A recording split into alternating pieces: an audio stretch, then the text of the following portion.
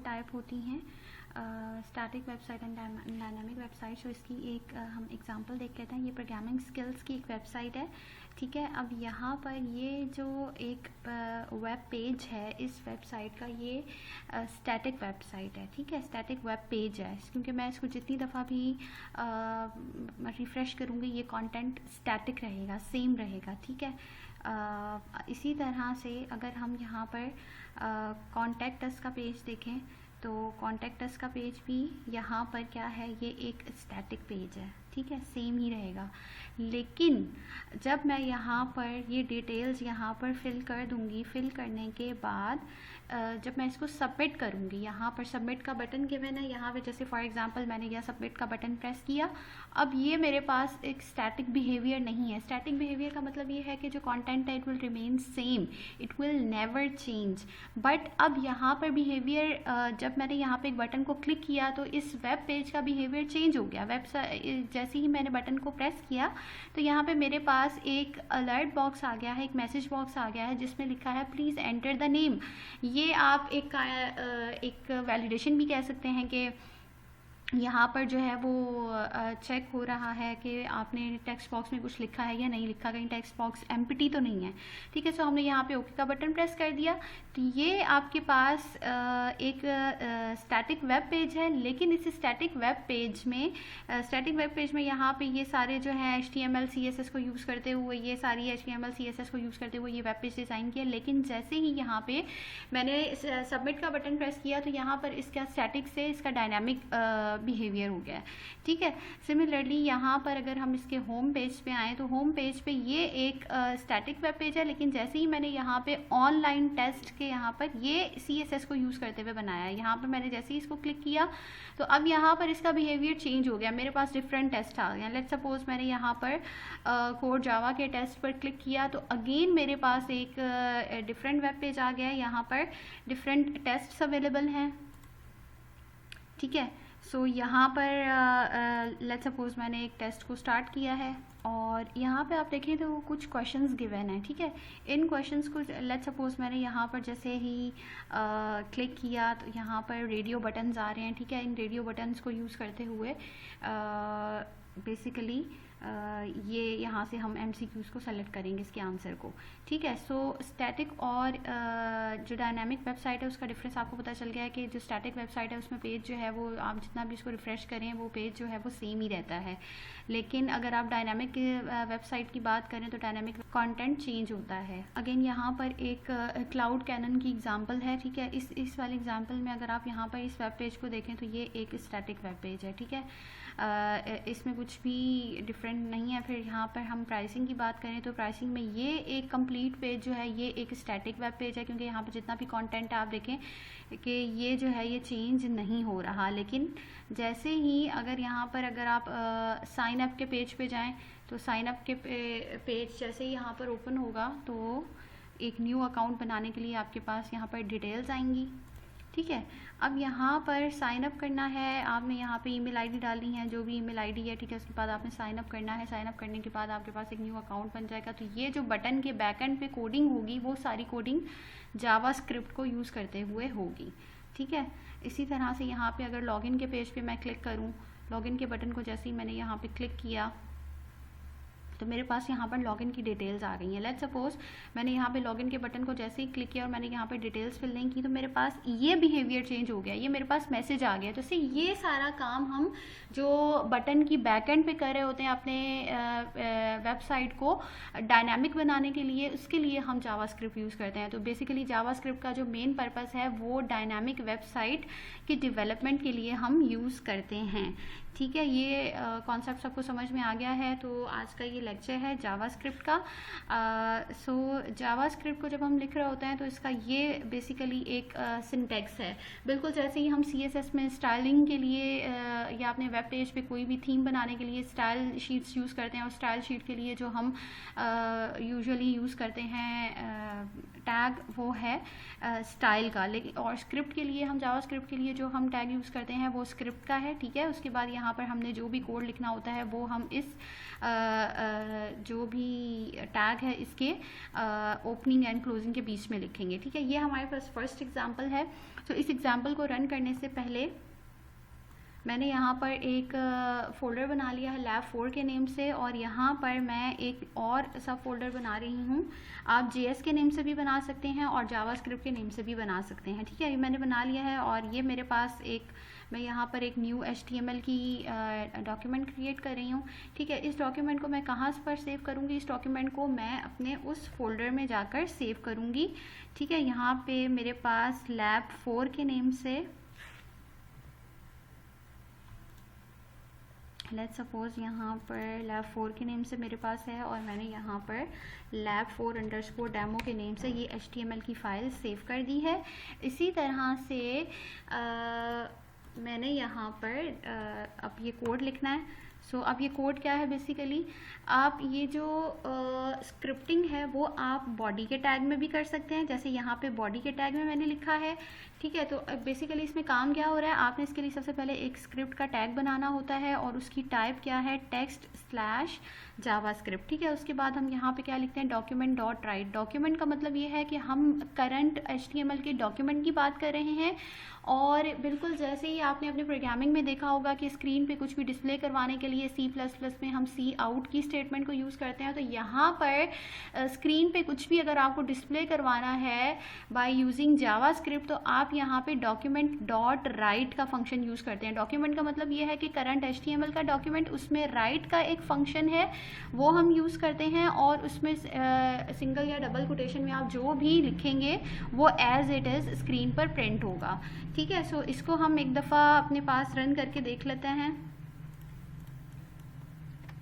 इसको मैंने सेव किया, सेव करने के बाद मैंने इसको अपने पास रन किया, तो ये मेरे पास हेलो वर्ल्ड की statement as it is print होकर आ गई है। ठीक है, सेकंड इसकी एग्जांपल है। अच्छा, मैंने कहा आपको बताया कि जो स्क्रिप्टिंग है वो हम बॉडी के टैग में भी कर सकते हैं, और स्क्रिप्टिंग हम हेड के टैग में भी कर सकते हैं।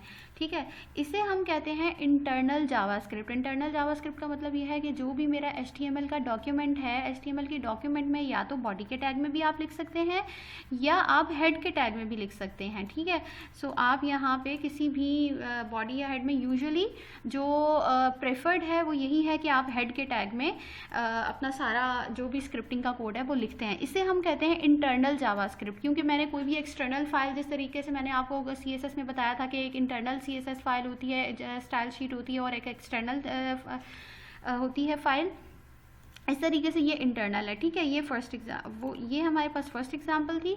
ये मेरे पास सेकंड एग्जांपल है। इस सेकंड एग्जांपल में हो ये रहा है कि यही स्क्रिप्टिंग का मैंने एक टैग बना लिया, और जिस तरह C++ में डेटा टाइप्स होती हैं, जैसे इंटीजर है, चार है, स्ट्रिंग है, फ्लोट है, जावास्क्रिप्ट के अंदर हम कभी भी वेरिएबल्स के साथ कोई भी डेटा टाइप नहीं लिखते। ठीक है, यहाँ पे हम वेरिएबल के साथ सिंपल var का कीवर्ड यूज़ करते हैं, और उसके बाद हम अपने पास जो भी हमारा वेरिएबल है हम वो लिखते हैं। ठीक है, सो यहाँ पर जावास्क्रिप्ट में हम कोई भी डेटा टाइप नहीं लिखेंगे। सो ये सिंपल सी एग्जांपल में दो जो वेरिएबल्स हैं उनमें वैल्यूज़ को स्टोर करवा के उनका सम कैलकुलेट करके प्रिंट करवाया है। सो समझे var a is equals to 33, var b is equals to 10, var result is equals to a plus b, यानी कि a प्लस b का जो भी रिजल्ट है वो इस रिजल्ट के वेरिएबल में स्टोर हो जाएगा। और अब हमने स्क्रीन पे से प्रिंट करवाना है, तो document.write का ये यहाँ पे हमने फंक्शन यूज़ किया, a plus b is equals to, यानी कि a plus B as it is ये चीज़ स्क्रीन पर प्रिंट हुई भी आएगी, और हमने इसको कॉन्कैटिनेट कर दिया प्लस, और इस रिजल्ट में जो भी इसका a प्लस बी का रिजल्ट स्टोर हुआ होगा ये यहाँ पे प्रिंट हो जाएगा। ठीक है, सो इसको भी हम यहाँ पर अपने पास रन करके देख लेते हैं। सेव किया, और जब मैंने इसको ब्राउज़र पे रन किया तो मेरे पास इस तरीके से रिजल्ट आ गया, a plus B is equals to 43। अच्छा, नेक्स्ट एग्जांपल है हमारे पास इफ़ एल्स की। बेसिकली इस लैब में हम जावास्क्रिप्ट की फंडामेंटल्स या बेसिक्स को देखेंगे। ठीक है, सो अब जो नेक्स्ट टॉपिक है वो है हमारा इफ़ एल्स की स्टेटमेंट का। ये भी मैंने हेड के टैग में ही लिखा है। ठीक है, इसमें मैंने पहले एक var एज ले लिया, और उसमें मैंने 18 स्टोर करवा दिया। ठीक है, if age is greater than is equals to 18, अगर ये कंडीशन ट्रू हो जाती है तो document.write की स्टेटमेंट को यूज़ करते हुए हमने स्क्रीन पर प्रिंट करवाना है क्वालिफाइज फॉर ड्राइविंग, एल्स में document.write में does not qualify for driving. ठीक है, सो ये हमारे पास जो एग्जाम्पल है वो इफ़ एल्स की है। सेव कर दिया और जब हम इसको अब रन करेंगे तो क्वालिफाइज फॉर ड्राइविंग आ जाएगा यहाँ पर इसका रिज़ल्ट, क्योंकि यहाँ पर जो कंडीशन ट्रू हुई है वो ये कंडीशन ट्रू हुई है। ठीक है, उसके बाद हमारे पास जो नेक्स्ट टॉपिक है वो लूप्स का है। फॉर लूप में सबसे पहले हम देख लेते हैं फॉर लूप। ये भी यहाँ पे बॉडी के टैग में लिखा हुआ है, आप चाहें तो आप इसको हेड के टैग में भी लिख सकते हैं। ठीक है, जावा स्क्रिप्टिंग का कोड आप हेड के टैग में भी कर सकते हैं और बॉडी के टैग में भी कर सकते हैं, लेकिन जो प्रेफर्ड है वो हेड के टैग में है। अच्छा, यहाँ पर हम देख लेते हैं फॉर का लूप। फॉर के लूप में हमने यहाँ पर जैसे आपने C++ में देखा होगा integer count is equals to, इस तरह से हम स्टार्ट कर रहे होते हैं, लेकिन यहाँ पे जब मैंने आपको बताया कि जावा स्क्रिप्ट में हम नहीं यूज़ करते हैं कोई भी डेटा टाइप, तो यहाँ पे फॉर वार का यानी कि जो भी वेरिएबल आपने लेना है उसके साथ आप वार लिखेंगे। काउंट इज इक्वल्स टू 0, 0 से लेकर 9 तक जितने भी नंबर्स हैं वो यहाँ पे डिस्प्ले हो जाएंगे। Starting from 0, count is less than 10, it means के 0 से लेकर 9 तक ये काउंटर चलेगा। और डॉक्यूमेंट डॉट राइट में करंट काउंट और इसके साथ प्लस का सिंबल यूज़ करके हम कॉन्कैटिनेट कर रहे हैं। फिर उसके बाद काउंट का वेरिएबल जो यहाँ पे जो भी काउंट की वैल्यू होगी वो हर दफ़ा यहाँ पर आएगी। और यहाँ पर मैंने ब्रेक का टैग यूज़ किया है। ठीक है, ब्रेक का टैग मैंने आपको बताया था बिल्कुल फर्स्ट लैब में कि हम ब्रेक का टैग बेसिकली यूज़ कर रहे होते हैं लाइन चेंज करने के लिए। लेट्स सपोज यहाँ पे जैसे करंट काउंट 0 है, 0 के बाद अब ये जो करंट काउंट 1 नेक्स्ट लाइन में आ रहा है वो इस ब्रेक के टैग की वजह से आ रहा है। अच्छा, इसको हमने डबल कोटेशन में क्यों लिखा है? हमने डबल कोटेशन में इसलिए लिखा है क्योंकि ये जो ब्रेक का टैग है, ये टैग या ये वाला कोड जो है ये बेसिकली HTML का कोड है। सो HTML का जो भी कोड, लेट्स सपोज अगर यहाँ पे हमें हेडिंग H1 लिखना है या पैराग्राफ P के लिए P लिखना है या HTML का कोई भी कोड हमें जब जावास्क्रिप्ट में लिखना होता है तो हम उसको इस तरह से डबल कोटेशन में लिखते हैं। ठीक है, सो इसको भी हम वन टाइम अपने पास एग्जीक्यूट करके देख लेते हैं। ये जावास्क्रिप्ट में फॉर लूप का है बेसिकली सिंटैक्स। ठीक है, नेक्स्ट जो टॉपिक है वो है फंक्शंस का। ठीक है, फंक्शंस हमारे पास फंक्शन का जो मेन यहाँ पर सिंटैक्स है वो यही है कि आप फंक्शन का कीवर्ड लिखते हैं, उसके बाद फंक्शन का नाम लिखते हैं। अगर कोई पैरामीटर लिस्ट हो तो वो यहाँ पे हम लिख देते हैं, अगर ना हो तो ये एम्प्टी होता है। ठीक है, उसके बाद करली ब्रैकेट स्टार्ट करली ब्रैकेट एंड के बीच में जो भी आपने इस फंक्शन की इम्प्लीमेंटेशन है वो हमने यहाँ पर डिफाइन करनी होती है। ठीक है, और इसी तरीके से फिर यहाँ पे हमने इस तरह से अगर ये जो कोड है यहाँ पे लेस देन का sign of exclamation dash dash, ये बेसिकली ये कोड होता है। अगर आपने अपने कोड में कमेंट्स लिखने हैं तो उस वक्त हम यूज़ करते हैं। ठीक है, ये बेसिकली कमेंट्स को डिफाइन करने का यहाँ पर सिंटैक्स है। ठीक है, यानी कि ये सारा कुछ जो है ये मैंने एज अ कमेंट लिखा हुआ है। ठीक है, अच्छा, ये फंक्शन की फर्स्ट एग्जांपल है। फंक्शन बेसिकली जो मेन फंक्शन का पर्पस होता है वो कोई भी फंक्शन जो है वो एक स्पेसिफिक टास्क परफॉर्म करता है। ठीक है, यहाँ पर इस वाली एग्जांपल में बेसिकली हो ये रहा है कि ये एक सिंपल फंक्शन की एग्जांपल है। ठीक है, ये एक सिंपल फंक्शन की एग्जांपल है। इस सिंपल फंक्शन में हो ये रहा है कि ये जो पूरा कोड मैंने लिखा है स्क्रिप्टिंग का ये मैंने हेड के टैग में लिखा है। ठीक है, और बॉडी के टैग में सिंपल अगर मैं आपको यहाँ पे इसका डिज़ाइन दिखाऊं तो और स्प्लिट करके इसका डिज़ाइन दिखाऊं तो यहाँ पे लिखा है क्लिक मी और ये एक बटन है। ठीक है, जैसे ही इस बटन को हम प्रेस करेंगे, मैं ये चाह रही हूँ कि जैसे ही हम इस बटन को प्रेस करें तो यूज़र के एक मैसेज बॉक्स आ जाए जिसमें लिखा हुआ है हेलो वर्ल्ड। ठीक है, सो यहाँ पर आपने करना ये है कि जैसे मैंने यहाँ पे क्लिक मी लिखा तो ये एज इट इज़ इस तरीके से आ जाएगा। फिर उसके बाद यहाँ पर ये जो बटन हमने बनाना है, ये बटन बनाने के लिए बटन एक इनपुट है। ठीक है, तो इसके लिए हम लोगों ने इनपुट का टैग यूज़ किया, input type is equals to button on click, यानी कि जब हम इस बटन को क्लिक करेंगे तो इसके लिए हम जो जावास्क्रिप्ट का फंक्शन यूज़ करते हैं that is known as on click. और उसके बाद हम डबल कोटेशन में यहाँ पर अपने फंक्शन का नाम लिखते हैं कि जब ये बटन क्लिक हो तो कौन सा फंक्शन कॉल होगा। और value is equals to click me, value का मतलब ये है कि इस बटन पे जो भी कुछ आपने लिखना है, जैसे यहाँ पे क्लिक मी लिखा हुआ है, मैं यहाँ पे अगर यहाँ पर लिख दूँ प्रेस फॉर एग्जांपल लिख लूँ तो ये यहाँ पे इस तरीके से अपडेट हो जाएगा। तो वैल्यू का मतलब ये है कि बटन पे जो कुछ भी आप टेक्स्ट लिखना चाह रहे हैं वो आप वैल्यू में लिखेंगे। अब जैसे ही ये बटन क्लिक होगा तो क्लिक मी का फंक्शन कॉल होगा। जब ये फंक्शन कॉल होगा तो ये कहाँ पर आ जाएगा, जहाँ पे फंक्शन की इम्प्लीमेंटेशन है। फंक्शन की इम्प्लीमेंटेशन हमने यहाँ पे जावास्क्रिप्ट में की है।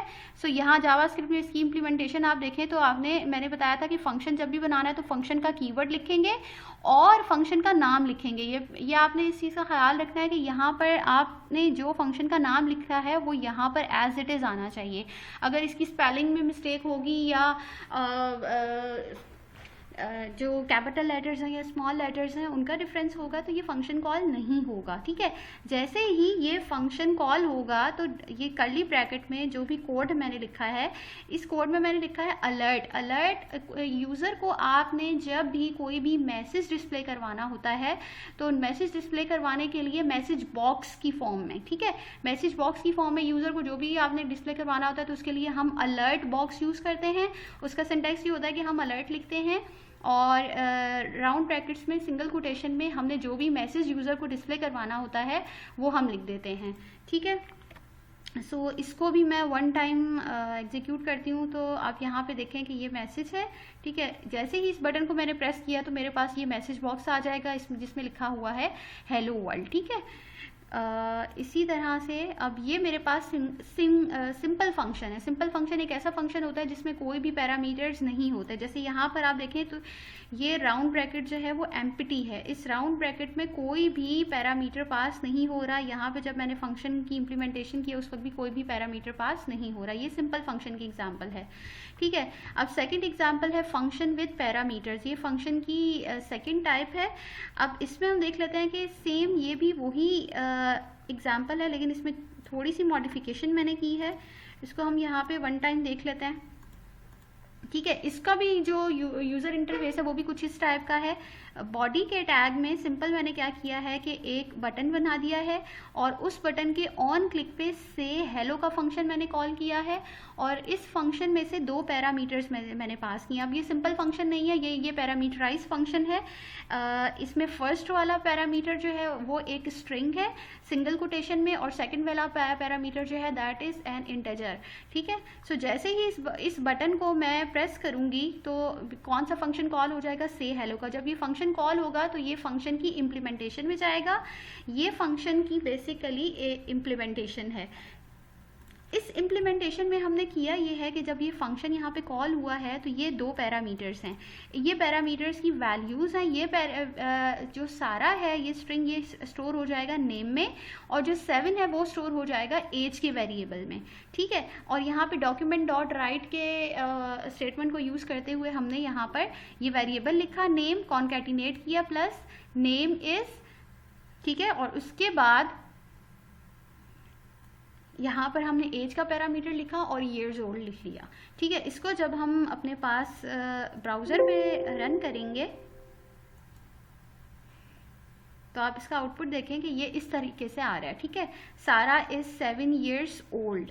अब अगर आप सेम यही वाली एग्जांपल करना चाह रहे हैं और आप इसको अलर्ट बॉक्स में लिखना चाह रहे हैं तो आप सेम यही वाला काम अलर्ट बॉक्स से भी कर सकते हैं। लेट्स सपोज अभी जो हमारे पास रिजल्ट आ रहा है वो इस फॉर्म में आ रहा है। ठीक है, डॉक्यूमेंट डॉट राइट की फॉर्म में आ रहा है लेकिन मैं ये चाह रही हूँ कि ये मैसेज बॉक्स की फॉर्म में आए तो मैंने सिंपल क्या इसको यहाँ पर थोड़ा सा मॉडिफाई किया कोड को और मैंने यहाँ पे अलर्ट लिख दिया। बाकी सारी स्टेटमेंट सेम है। सो अब जब हमने इसको रन किया और मैंने यहाँ पे क्लिक मी का बटन जब प्रेस किया तो यहाँ पर अब वो जो मैसेज पेज पर आ रहा था वो पेज अब मैसेज बॉक्स में आ रहा है।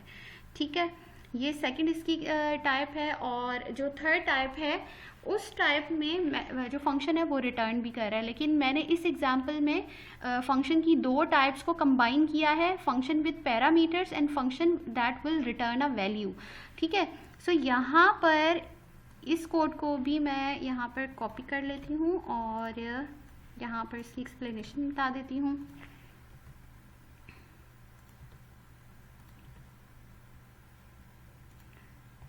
इस कोड में क्या हो रहा है बेसिकली यहाँ पर मैंने एक बटन बनाया है। ठीक है, इस बटन का जो वैल्यू है that is known as calling function. ठीक है, अब ये फंक्शन ये बटन जैसे ही क्लिक होगा तो कौन सा फंक्शन कॉल होगा, रिजल्ट ऑफ मल का। ठीक है, रिजल्ट ऑफ मल। अच्छा, ये एक सिंपल फंक्शन है, ठीक है। यहाँ पे देखें कोई भी पैरामीटर्स पास नहीं हुए हुए। ये फंक्शन जब कॉल होगा तो फंक्शन की इम्प्लीमेंटेशन पे जाएगा, ठीक है। फंक्शन की इम्प्लीमेंटेशन यहाँ पर है, ठीक है, रिजल्ट ऑफ मल, ठीक है। वहाँ पे यहाँ पे हम करेंगे ये कि हमने var रिजल्ट के नेम से एक वेरिएबल ले लिया और इस वेरिएबल में आके हमने अगेन एक और फंक्शन कॉल कर लिया जो कि एक पैरामीटराइज फंक्शन है, ठीक है। हम फंक्शन में भी एक और फंक्शन को कॉल कर सकते हैं। तो इस फंक्शन का जो भी रिजल्ट आएगा वो कहाँ पे स्टोर हो जाएगा, रिजल्ट में। अब जब हमने रिजल्ट में आके ये मल 3 2 यानी कि ये एक और फंक्शन कॉल किया है, तो ये फंक्शन कहाँ पर चला जाएगा, जहाँ पे इसकी इम्प्लीमेंटेशन है। इस फंक्शन की इम्प्लीमेंटेशन यहाँ पर है। इस फंक्शन में हो क्या रहा है, बेसिकली यहाँ पर 3 और 2 की वैल्यू कहाँ पे चली जाएगी, 3 की x में स्टोर हो जाएगी और 2 की y में स्टोर हो जाएगी और ये फंक्शन रिटर्न करेगा x multiply by y। It means ये फंक्शन क्या रिटर्न करेगा, 6। ये फंक्शन जब रिटर्न करेगा वैल्यू तो ये वहाँ पर रिटर्न करेगा जहाँ पर कॉल हुआ है। ये फंक्शन कहाँ पर कॉल हुआ था, यहाँ पर। सो इसकी वैल्यू जब रिटर्न होकर आएगी तो इसकी वैल्यू होगी 6 और वो 6 स्टोर हो जाएगी रिजल्ट में। सो यहाँ पे डॉक्यूमेंट डॉट राइट की स्टेटमेंट को यूज़ करते हुए हमने यहाँ पर इसकी वैल्यू को स्टोर करवा दिया है, ठीक है। सो इस एग्जाम्पल का मेनली पर्पस यह है कि इसमें हमने यहाँ दो फंक्शन की टाइप्स को इम्प्लीमेंट किया है। एक सिंपल फंक्शन, जब हमने इस सिंपल फंक्शन की इम्प्लीमेंटेशन की तो इसी में हमने एक पैरामीटराइज फंक्शन को कॉल किया, उसमें हमने कैलकुलेशन की, इस फंक्शन ने कुछ रिटर्न किया और वो वहाँ पर रिटर्न होगा फंक्शन जहाँ पे कॉल हुआ था, ठीक है। सो इसको भी हम देख लेते हैं रन करके। जब मैंने इसको रन किया, फंक्शन को कॉल किया तो रिजल्ट आ गया मल्टीप्लिकेशन इज इक्वल्स टू 6। अब मेरे पास यहाँ पर जावास्क्रिप्ट को यूज़ करते हुए हम डिफरेंट टाइप के जो बॉक्सेस अपनी वेबसाइट पर ला सकते हैं, उनकी टाइप्स हैं। सबसे पहले मेरे पास अलर्ट बॉक्स है। अलर्ट बॉक्स मैंने आपको बता दिया कि जब भी यूज़र को किसी भी टाइप का अगर मैसेज डिस्प्ले करवाना हो इन मैसेज बॉक्स तो हम यूज़ करते हैं अलर्ट डायलॉग बॉक्स, ठीक है। वार्निंग मैसेजेस समटाइम्स आ जाती हैं, समटाइम्स वेबसाइट पे आप कुछ लिख लाइक जैसे यहाँ पर मैंने एक वेबसाइट की एग्जांपल बताई। लेट्स सपोज ये एक वेबसाइट है, ठीक है। यहाँ पर मैंने अगर सबमिट का बटन प्रेस कर दिया और मेरे पास ये जो एक मैसेज बॉक्स आया है जिसमें ये मैसेज बॉक्स में ये बताया जा रहा है कि प्लीज़ एंटर द नेम, ये एक मैसेज बॉक्स जो है इसको हम कहते हैं अलर्ट बॉक्स, ठीक है। ये क्या है, ये अलर्ट बॉक्स है। तो इसके लिए हम लोग जो यूज़ करेंगे वो अलर्ट का बटन यूज़ करेंगे और इसमें हमारे पास एक ही बटन होता है, वो ओके का बटन है, ठीक है। ये इस तरह से, ठीक है। सो इसकी एक एग्जांपल ये है, अगर आपने कोई वार्निंग मैसेज देना है या कोई भी मैसेज यूज़र को देना है तो हम अलर्ट बॉक्स यूज़ करेंगे। इसकी ये एक एग्जांपल है जिसको यहाँ पर मैं रन करके दिखा देती हूँ। इसमें हो ये रहा है कि यहाँ पर एक बटन मैंने बनाया है क्लिक मी का और उसमें मैंने वार्न का फंक्शन कॉल किया है। ये वार्न का फंक्शन जब कॉल होगा तो इसकी इम्प्लीमेंटेशन पर आ जाएगा। इसकी इम्प्लीमेंटेशन में सिंपल मैंने क्या किया है कि एक मैसेज प्रिंट करवाया, this is a warning message. और जब मैंने यहाँ पर इसको रन किया है तो इस तरीके से ये मैसेज बॉक्स डिस्प्ले हो गया है, ठीक है। एक और यहाँ पर इसकी एक एग्जाम्पल है, यहाँ पर इसको हम रन करके देख लेते हैं अपने पास।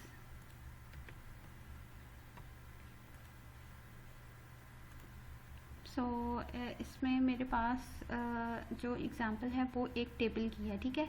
इसी ये जो मैसेज बॉक्स है उसमें हम कोई ना कोई टेबल भी डिस्प्ले करवा सकते हैं, लेकिन यहाँ पे थोड़ी सी लॉजिक डिफरेंट है। यहाँ पे मैंने एक नंबर ले लिया, ठीक है, जिसका मैंने स्क्वायर और क्यूब कैलकुलेट करना है, ठीक है। और मैंने इस तरह से एक टेबल की फॉर्म में ये करना है कि यहाँ पर नंबर लिखे हुए आएंगे, इनका स्क्वायर और यहाँ पर इनका क्यूब कैलकुलेट हो जाएगा, ठीक है। तो हो ये रहा है यहाँ पर square is equals to number square cube. तो यहाँ पे जो हेडिंग है नंबर स्क्वायर क्यूब, ये हमने यहाँ पर SQ1 के वेरिएबल में स्टोर करवा ली। SQ1 के वेरिएबल को यहाँ डिक्लेयर करवा लिया for number is equals to 1, ठीक है। Number is less than 10 number plus plus, ठीक है। 1 से लेकर 10 तक नंबर का स्क्वायर एंड क्यूब हमें कैलकुलेट करना है। सो हमने square is equals to number multiply by number, cube is equals to number multiply by square, यानी कि स्क्वायर की वैल्यू जो भी होगी उसमें हमने नंबर से उसको मल्टीप्लाई कर दिया तो वो क्या कैलकुलेट हो जाएगा, क्यूब, ठीक है। SQ1 is equals to SQ1 plus number plus square plus, अच्छा ये हो क्या रहा है कि यहाँ पर अगर आप देखें तो एस क्यू यहाँ पर सबसे पहले SQ1 ऐड हो रहा है, ठीक है। SQ1 में हमने क्या स्टोर करवाया, SQ1 में हमने ये हेडिंग स्टोर करवाई हुई है, ये वाली नंबर स्क्वायर क्यू। पहली दफ़ा में ये जब चीज़ आएगी तो इसमें SQ1 में पहली दफ़ा में क्या स्टोर हुआ हुआ है, ये वाली चीज़, ठीक है। अब नेक्स्ट टाइम में जब वैल्यू SQ1 की जो है वो अपडेट हो जाएगी, उसमें क्या चीज़ ऐड हो जाएगी, नंबर, यानी कि नंबर का मतलब ये है कि ये 1, ठीक है, और उसके साथ जो है वो क्या चीज़ कैलकुलेट यहाँ पर स्पेस आ जाएगी, ये जो डॉटेड लाइंस है, और फिर उसके बाद स्क्वायर की वैल्यू ऐड हो जाएगी। स्क्वायर की वैल्यू क्या है, यहाँ के 1 का 1 ही है स्क्वायर, फिर उसके बाद यहाँ पे डॉटेड मेरे पास लाइंस है, देन मेरे पास क्यूब की वैल्यू जो भी कैलकुलेट होगी दैट इज़ 1। नेक्स्ट टाइम में स्क्वायर SQ1 की वैल्यू मज़ीद अपडेट हो जाएगी, ठीक है, तो SQ1 की वैल्यू क्या हो जाएगी, 2, 4, 8, इस तरह से ये प्रिंट हो जाएगा। अच्छा ये सारा काम हमने किस में किया है, ये हमने काम किया है फॉर के लूप में, और अलर्ट बॉक्स एंड में आके हमने अलर्ट बॉक्स में एक दफ़ा SQ1 लिखा है। ये काम हमने क्यों किया, हम चाहते तो हम अलर्ट बॉक्स को हम यहीं पे इसी फॉर लूप में लिख लेते, लेकिन ये पॉसिबल इसलिए नहीं है क्योंकि आप अलर्ट बॉक्स को फॉर लूप में नहीं लिख सकते, इट इज़ नॉट अलाउड। इसलिए हमने क्या किया कि हमने सारा काम जो है वो SQ1 में स्टोर करवाया बार बार, और आखिर में आके SQ1 को एक दफ़ा प्रिंट करवा दिया। तो SQ1 में अब जो है वो हर दफ़ा वैल्यू स्टोर हो चुकी है, और अलर्ट बॉक्स में वो 1 टाइम इस तरीके से डिस्प्ले हो जाएगी। दैन हमारे पास जो नेक्स्ट एग्जांपल है वो कन्फर्मेशन बॉक्स है, ठीक है। कन्फर्मेशन बॉक्स में समटाइम जैसे आप कोई भी सॉफ्टवेयर इंस्टॉल कर रहे होते हैं तो आपके पास एक मैसेज बॉक्स आता है जिसमें ओके और कैंसिल का बटन होता है, जिसमें do you want to proceed, press okay, else press cancel. तो इस तरह का जो बॉक्स होता है जिसमें आपके पास ओके और कैंसिल का ऑप्शन होता है, उसके लिए हम यूज़ करते हैं कन्फर्मेशन डायलॉग बॉक्स, ठीक है। सो यहाँ पर अगर आप देखें तो कन्फर्मेशन बॉक्स के लिए हम जो यूज़ करते हैं कीवर्ड वो है कन्फर्म का, जैसे हमने यूज़ किया था अलर्ट बॉक्स के लिए अलर्ट का, कन्फर्मेशन बॉक्स के लिए कन्फर्म का हमने कीवर्ड यूज़ किया है। एक दफ़ा इसको भी हम यहाँ पर अपने पास रन करके देख लेते हैं।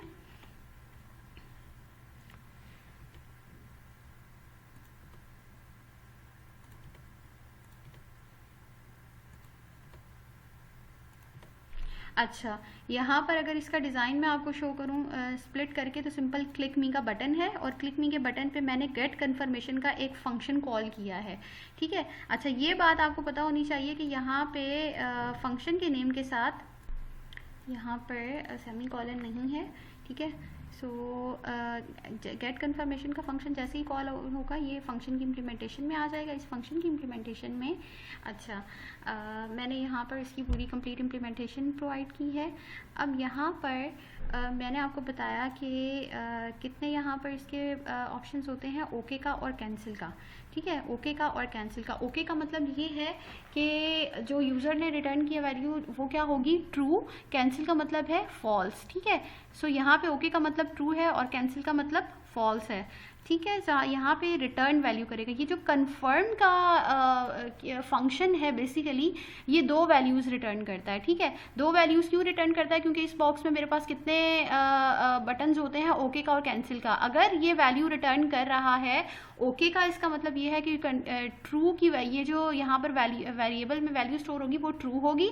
अगर यूज़र ने कन्फर्मेशन की बॉक्स में कैंसिल का बटन प्रेस कर दिया तो इसका मतलब है कि जो वैल्यू ये फंक्शन रिटर्न करेगा वो क्या होगी, फॉल्स, और वो RET वैल के वेरिएबल में स्टोर हो जाएगी। ये मैंने अपने पास से ये वेरिएबल लिखा है, आप यहाँ पे वेरिएबल का कोई भी नेम दे सकते हैं, कन्फर्म, और उसके बाद यहाँ पे do you want to continue, ठीक है, ये मैंने लिख दिया do you want to continue. अगर ये कंडीशन ट्रू हो जाती है, अगर यूजर ने ओके का बटन प्रेस कर दिया तो वैल्यू ट्रू इसमें स्टोर हो जाएगी।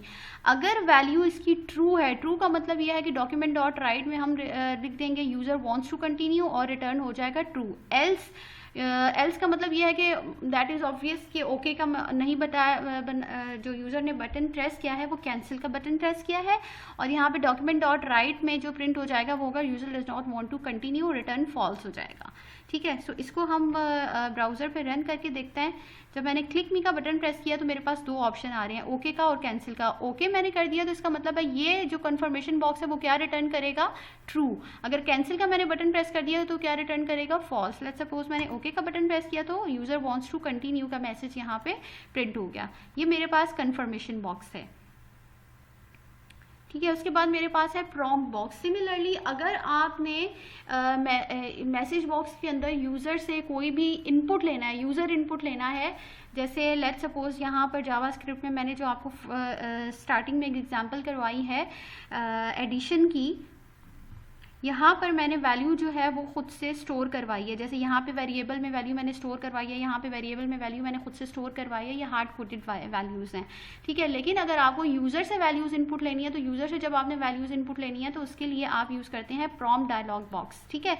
अब प्रॉम्प्ट डायलॉग बॉक्स कुछ इस तरह का होता है, ठीक है। जैसे ही आप क्लिक मी का बटन प्रेस करेंगे तो इस टाइप का डायलॉग बॉक्स आपके पास ओपन होगा, ठीक है। यहाँ पे मेरे पास 2 स्ट्रिंग्स आपको नज़र आ रही हैं। एक स्ट्रिंग यहाँ पर लिखी हुई नज़र आ रही है, एंटर योर नेम, इसे हम कहते हैं लेबल, ठीक है। और ये जो अंदर टेक्स्ट बॉक्स के अंदर वैल्यू लिखी हुई है उसे हम कहते हैं default string to display in the text box.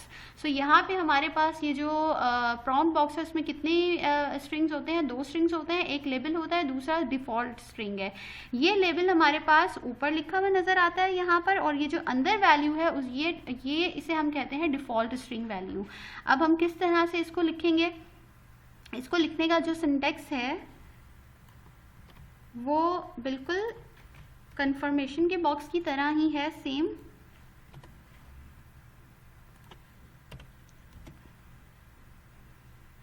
ठीक है। अब इसमें हो क्या रहा है कि सिमिलरली यहाँ पर एक क्लिक मी का बटन है, क्लिक मी के बटन को जैसे ही क्लिक होगा तो गेट वैल्यू का फंक्शन कॉल होगा, ये फंक्शन यहाँ पर इम्प्लीमेंट हो गया।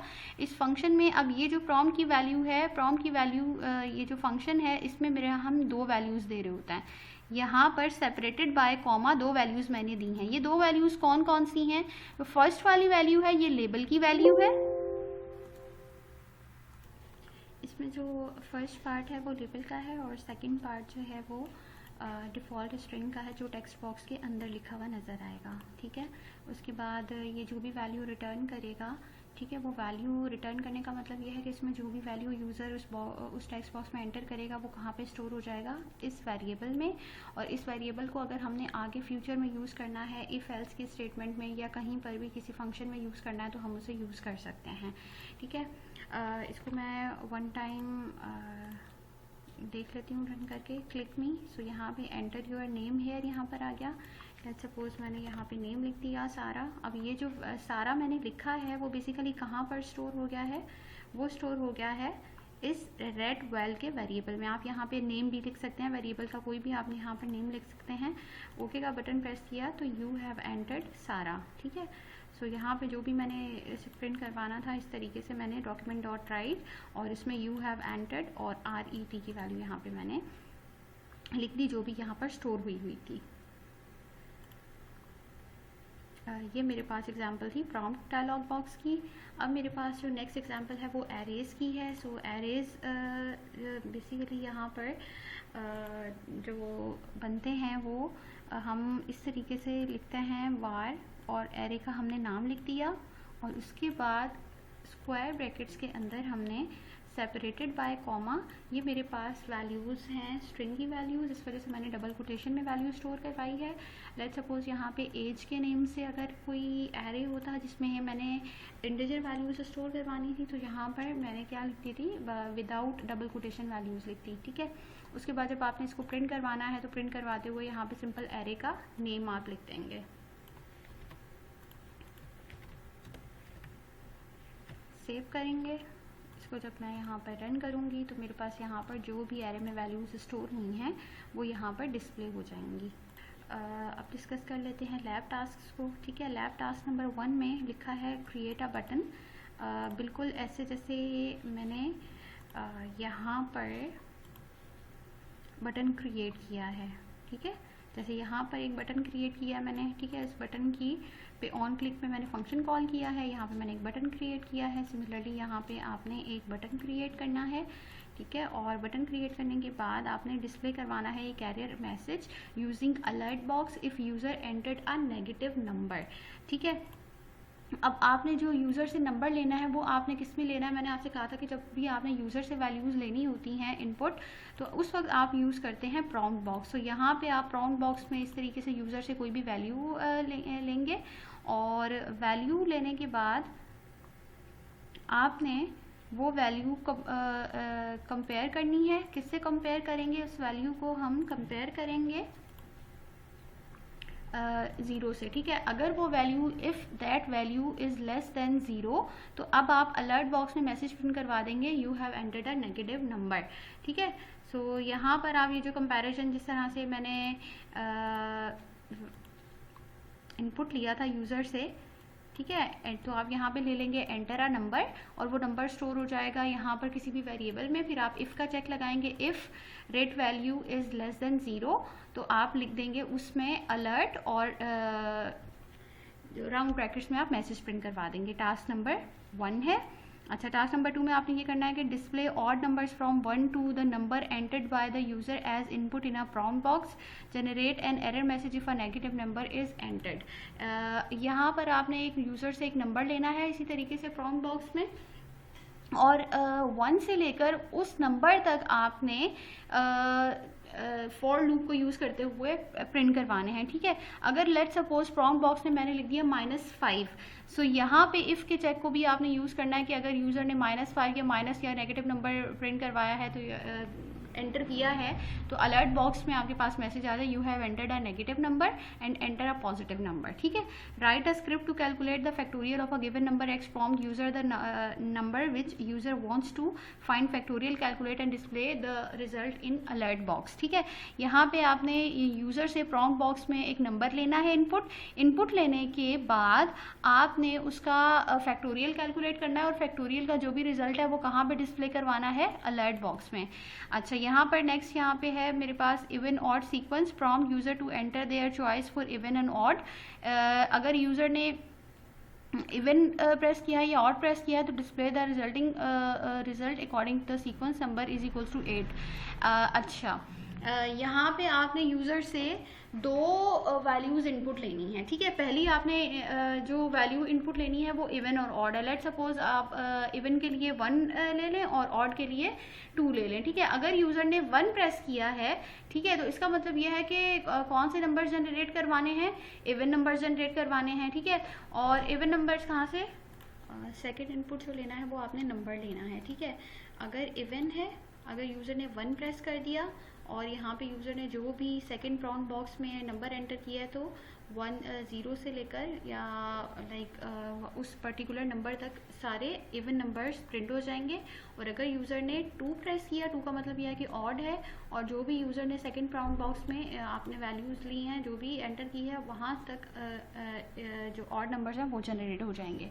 सो यहाँ पे आपने बेसिकली 2 प्रॉम्प्ट बॉक्सेस लेने हैं, 2 इनपुट लेना है यूज़र से। टास्क नंबर 3 के अंदर हमने ये करना है कि आपने यूज़र से जो इनपुट लेना है प्रॉम्प्ट बॉक्स में, ठीक है, और आपने टेम्परेचर कन्वर्जन करनी है यूज़र से आपने फ़ारेनहाइट में इनपुट लेना है और सेंटीग्रेड में कन्वर्ट करना है, सेंटीग्रेड में लेना है और फ़ारेनहाइट में करना है। ये काम करना है आपने यूज़र की चॉइस पे। अगर यूज़र ने 1 प्रेस कर दिया प्रॉम्प्ट बॉक्स में, तो उसमें फिर आपने जाके चॉइस 1 में यूज़र से फ़ारेनहाइट में टेम्परेचर लेना है और उसको सेंटीग्रेड में कन्वर्ट कर देना है। और अगर यूज़र ने 2 प्रेस किया तो आपने सेंटीग्रेड में लेना है और उसको फ़ारेनहाइट में कन्वर्ट करना है।